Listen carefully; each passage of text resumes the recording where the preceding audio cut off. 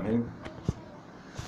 آه، طبعا الأيام اللي فاتت دي مصر كلها من ساعة ما قامت ثورة 30 يونيو ومفيش في مصر غير الشائعات.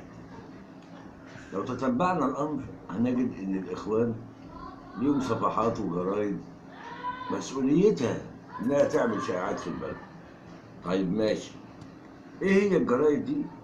ومع الأسف ليه ناس بياخدوا منها ويشيروا كده وخلاص من غير ما يعرفوا ان هم بيشاركوا في الجريمه اللي بيعملوها دي، لان الشائعات دي هدفها زعزعه استقرار مصر.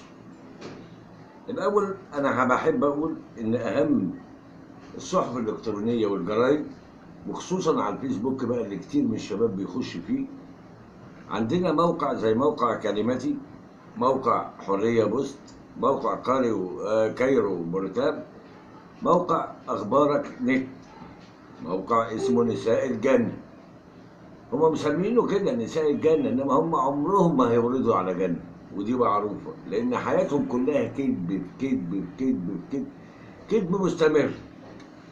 عندنا موقع مصر العربية، موقع عناوين الاخبار، موقع المصريون، والمصريون دي جريدة. الجريدة دي اخوانية 100%، عمرها ما بتنشر خبر صحيح، كل اخبارها عبارة عن شائعات عايزين ينشروها في البلد، والناس البسطاء والمغيبين بيصدقوهم مع الاسف. بل ان بعض الشباب بيخش على الفيسبوك ويشير الاخبار دي هو بطريقته، هو كمان في صفحته، هو مش عارف مدى خطوره الاخبار دي ومدى انها اخبار كاذبه، اخبار كلها هدفها زعزعه استقرار البلد والاضرار بالامن القومي لمصر نفسها. عندنا موقع زي هاب بوست، موقع نبض الحريه، موقع اسمه برلماني، موقع اسمه الاهرام الكندي، موقع مصر تايمز.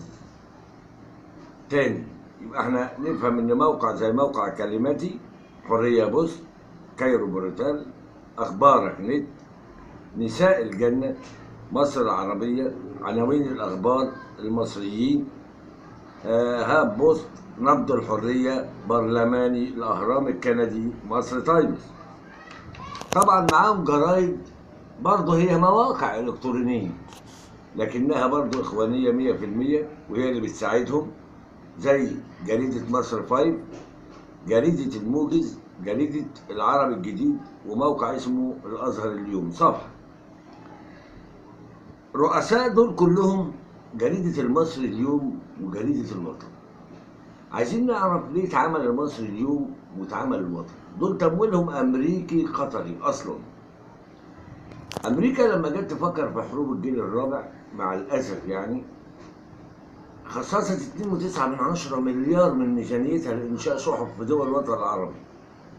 هدفها زعزعة واستقرار الوطن العربي، لذلك نلاقي ترخيص المصري اليوم والوطن ده ترخيص خارجي مش ترخيص في مصر مع الأسف يعني.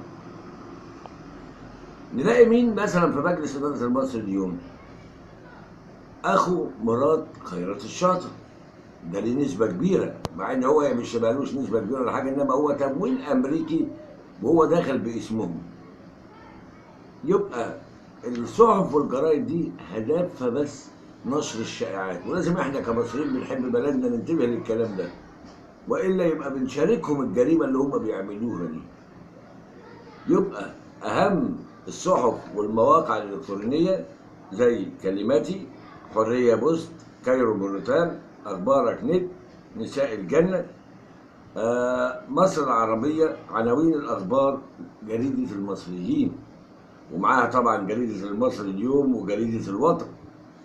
موقع زي هاب بوست، وموقع نبض الحرية، موقع اسمه برلماني، موقع اسمه الأهرام الكندي، موقع مصر تايمز. علاوة على الجرايد اللي قلناها في الأول زي مصر 5 وجريدة الموجز وجريدة العربي الجديد وموقع اسمه الأزهر اليوم. وأخطر المواقع بتاعتهم في موقع اسمه ميديا مصر، ده من المواقع الخطيرة جدا، لأنه بمعدل كل دقيقة ينشر خبر سواء في الرياضة أو في السياسة، هدفه خلق تفرقة عنصرية في مصر، هدفه خلق غضب شعبي على الحكومة، هدفه خلق غضب شعبي على الجيش، هدف على السيسي. عايزين يضيعوا البلد بأي طريقة، واحنا لازم نكون صاحيين للناس دول، ولازم نفهم كويس اذا ما كناش صاحيين ليهم احنا اللي هنضيع. حفظ الله مصر، حفظ الله مصر، حفظ الله مصر.